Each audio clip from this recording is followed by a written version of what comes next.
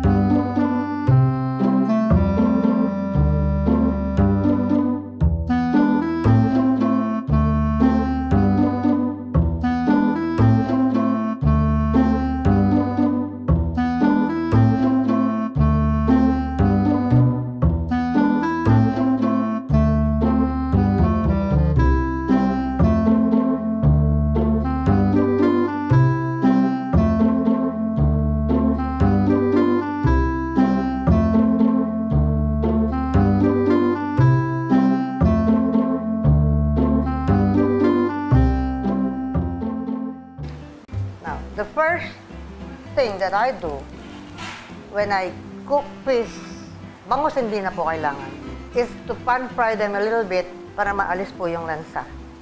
I learned this from a Chinese teacher.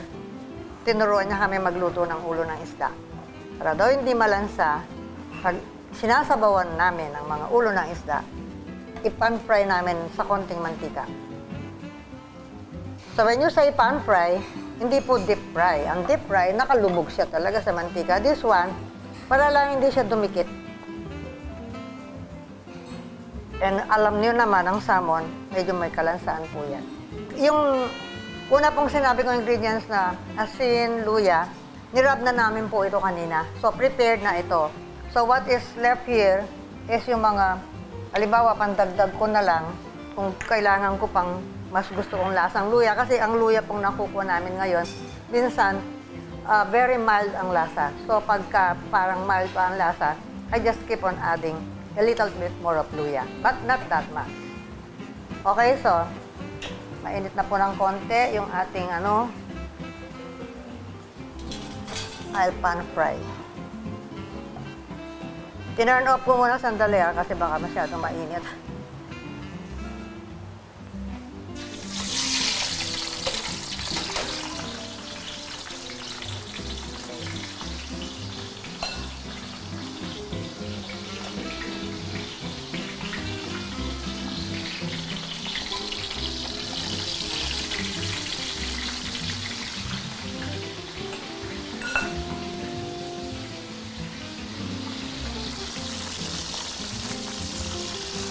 So, the oil is not that much.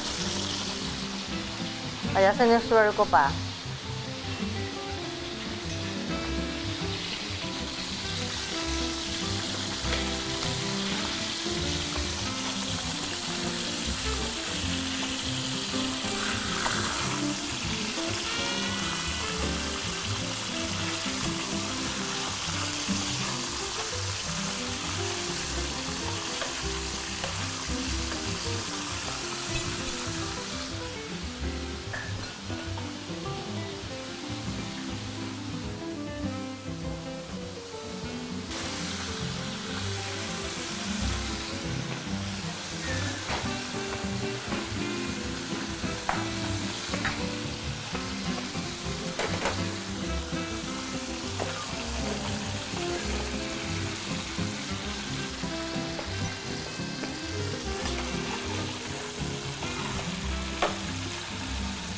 So, halos hindi man nag-change ng color yung isda.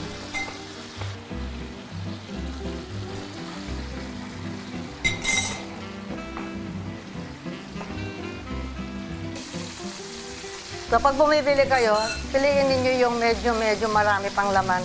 Kasi kung minsan sinasagad nila yung putol eh. Halos ano na lang, yung skeleton na lang ang nakukuha nyo.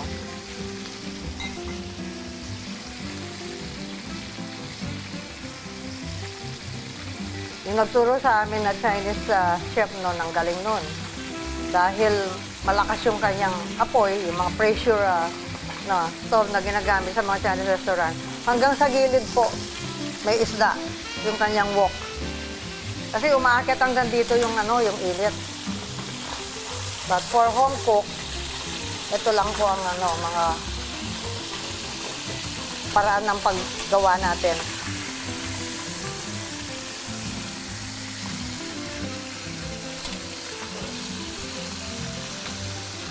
So, I find salmon malansa. So, nung nag-request ang asawa ko ng sinigang na ulo ng salmon, sabi ko, teka. Naisip ko yung itinuro sa amin. And then, first time niyang natikman, ang sagot niya sa akin, ang sarap. Pagka ganun po ang sinabi na niya, ibig sabihin magiging permanent fixture na itong ulam na ito sa bahay namin every now and then. And this is very easy to cook because you get your salmon head from the market, pwede mo nang ipalinis. Ang gagawin mo na lang, check mo na lang sa bahay. Tapos, i-rub mo ng konting garlic at saka asin and then rinse well. Tapos, yung gulay napakadali pong lutuin yan. Okay, remove na natin ha.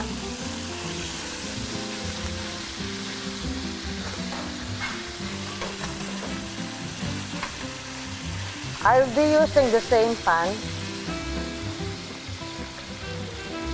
to saute. Okay, I'll add my luya.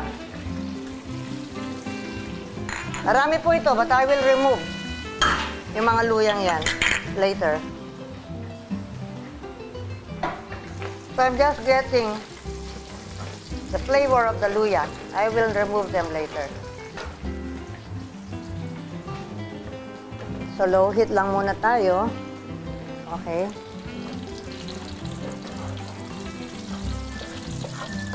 Wala man ako naamoy luya. Ganyan na yung mga luya ngayon na kukuha namin sa palengke po namin dito. Hindi kamukha ng dati, konti lang. Malasa na. This one, minsan, I have to add small shreds of luya on the last part of my cooking pag hindi ko pa makuha yung lasa ng luya talaga. So, I think this will be enough. Now, I will remove. Kaya hindi ko pinakrush kasi pag pinakrush ko ito, hindi na natin maaalis. Sometimes there are people who doesn't like to bite into a luya habang kumakain sila. So that's the best way. Okay. So now I will add my garlic. Kung meron pa akong tirang garlic dyan na konti kanina, I will add na also. Sayang ito.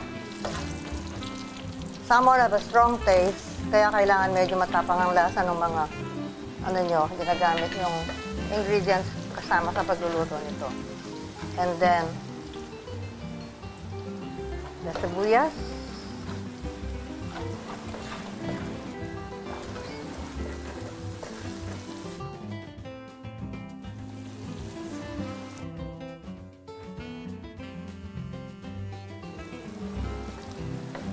And then I'll add a little salt and pepper.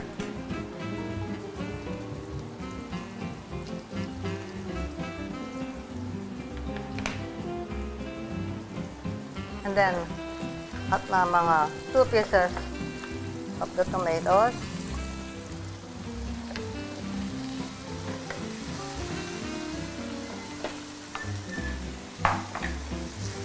Now I will add the miso. Find the best miso that you can para masarap po. Now, in the absence of this fresh miso, you can always use the nakapack na po, yung ready to use na mga miso. Okay din yun. And I'm in a hurry and I cannot find miso in my refrigerator. Yun na lang ang ginagamit ko.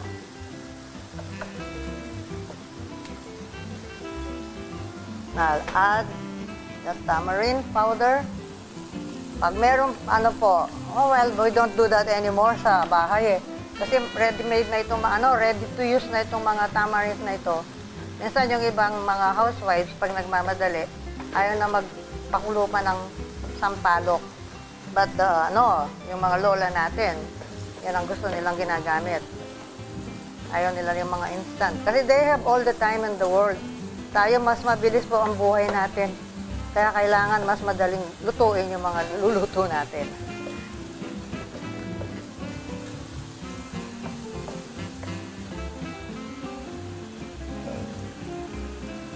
Now, I will add, mamaya pa yung kamatis na yon.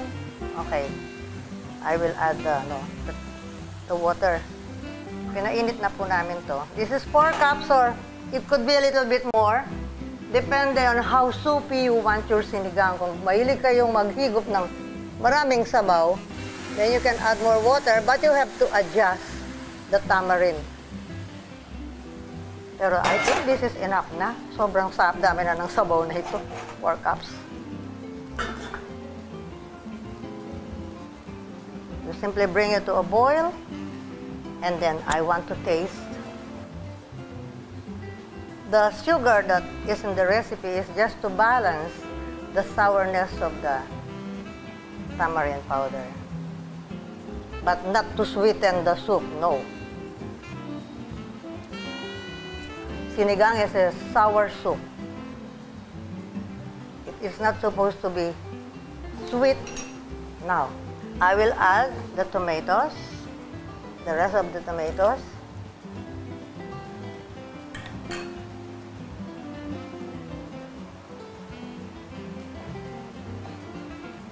Bring it to a boil again. Tapos, this is the time now that I'm going to adjust the taste na. I'll be adding a little bit more of salt and titingnan natin kung kakailanganin ko yung sugar. Sometimes I do not even add sugar at all. Gusto ko ng konti pang asin.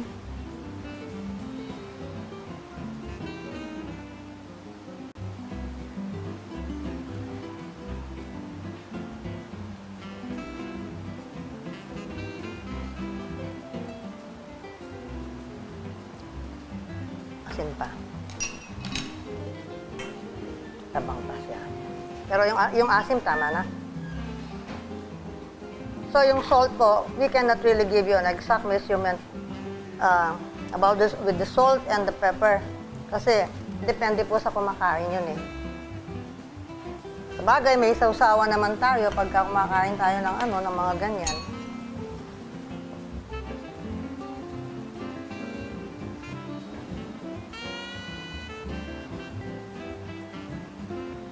Okay? Nabuhay na yung lasa, but still, I want to add a little bit ito pa asin. Pinapalabas ko po yung lasa, kaya nag-a-add ako ng asin.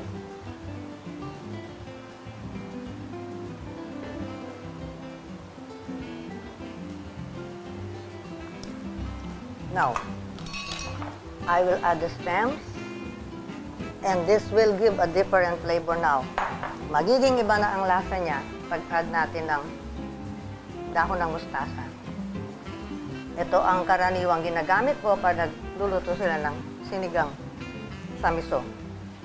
It's not kangkong with ordinary sinigang. It's kangkong, sitaw, yung iba naglalagay ng ng talong, eggplant. But for salmon with miso or sinigang na miso, I like the taste of mustard leaves with the soup.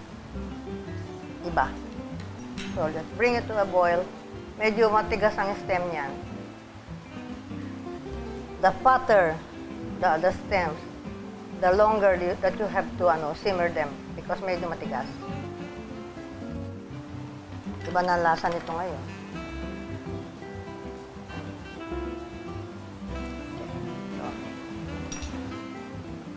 So if you don't want it to be this soupy, bawasan niyo po yung tubig ninyo. And then, yung salt na in-add ko, siguro, you can go without that anymore. Now, I'll add the rest of the leaves pala, hindi the rest. Kasi yung kanina stems ang nilagay natin. So, I'll add the leaves.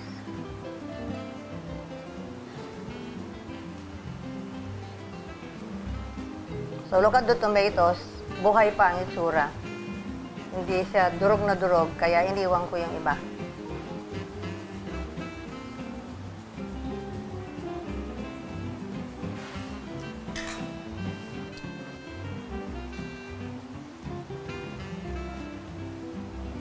Marami-rami na itong nailagay kong asin na.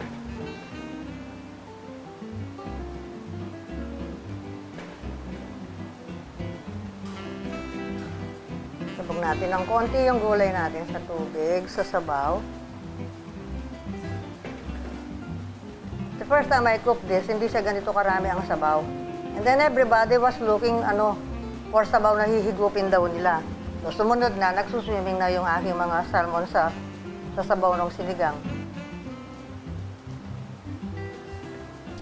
I would like to add a little bit of sugar.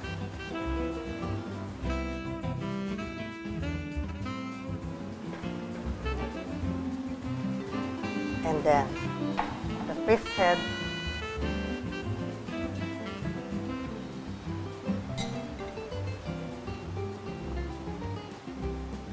You will have to simmer this for mga 5 minutes or even less.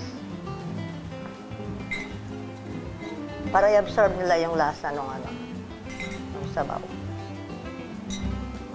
Yan. Meron na kayong tanghalian o hapunan kung anumang oras ninyong gustong lutuin ito. Very fast, very easy. And maganda pong i-reheat ito. Just remove the salmon from the soup, from the sabaw, and then heat nyo, even the gulay. Tapos init nyo. Pag mainit na yung yung leftover ninyong sabaw, lagyan nyo na yung mga salmon.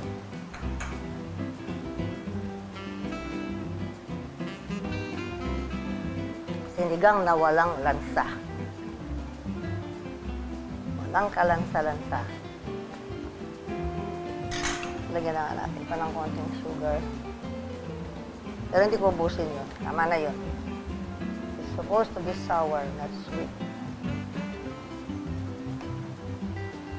So, viewers, ito na po yung sinigang na ulo ng salmon sa miso. Okay, so ito na po. Nakangiti siya sa akin. Tinatawag niya ako. Kumuha ka na raw ng kanin. Yes. Hi, Sishi. I love you. Napakasarap po nito. So kung napanood niyo kanina yung demo ni Mrs. G, pinakita niya ang secret. Kasi there are, it's so easy, especially ngayon, no, maraming mix, mga sinigang mix na nabibili sa supermarket. I think the secret to a nice sinigang na salmon is yung hindi malansa yung fish. Di ba? Kasi masisira yung lasa. Kumuha ka na lang ng konti. Nagkukunwari pa kasi ako. Nililipat mo pa kayang-kaya mo ubusin yan. Isang kumuha ka ng kapraso. Ay, sumasama eh. Yeah. Kung pwede lang ipakita kung paano ko i-dismantle ito pag kinakain ko. Ayan yung, diba? Masarap po. Kanin ulam mo mamaya. Hintay nga ng daddy po, yun. Ay, pinabigyan ko na siya. Okay. So, I hope you try our salmon sinigang na salmon sa miso. Napakasarap po nito. Ang paborito ko yung mata, pero ayoko pong ipakita sa inyo kung paano kainin yung mata. Nahihiya ako. Pero, masarap po ng mata nito. So, if kasi Ethel, yung mismong lasa ng salmon, masarap na. Kaya lang, somewhat, pieces siya malansan. Pero nga nagkwento sa akin na naging estudyante ko, American to, he stayed in Alaska, na napakarami ng salmon. He asked me, Mrs. Galang, do you like eating salmon? Honestly, I said no. Because nagsabay kami, it has a fishy taste. Right? It's not, that's the secret. I showed it all. You can try it, no? Sana po subukan ninyo para makita ninyo kung gaano katotoo yung sinabi ni Mrs. Gina na tip kanina. Okay? So for your questions, comments, and suggestions, drop us a message sa aming pong Facebook page, facebook.com/Mrs. Galang's Kitchen. And our old episodes, mapapanood nga po ninyo. Yung iba po na re-edit na namin para mas madali ninyong maintindihan ninyo. Mrs. Galan's Kitchen. Search nyo lang and you will find all our old recipes dun. So, this has been another episode. Maraming salamat po.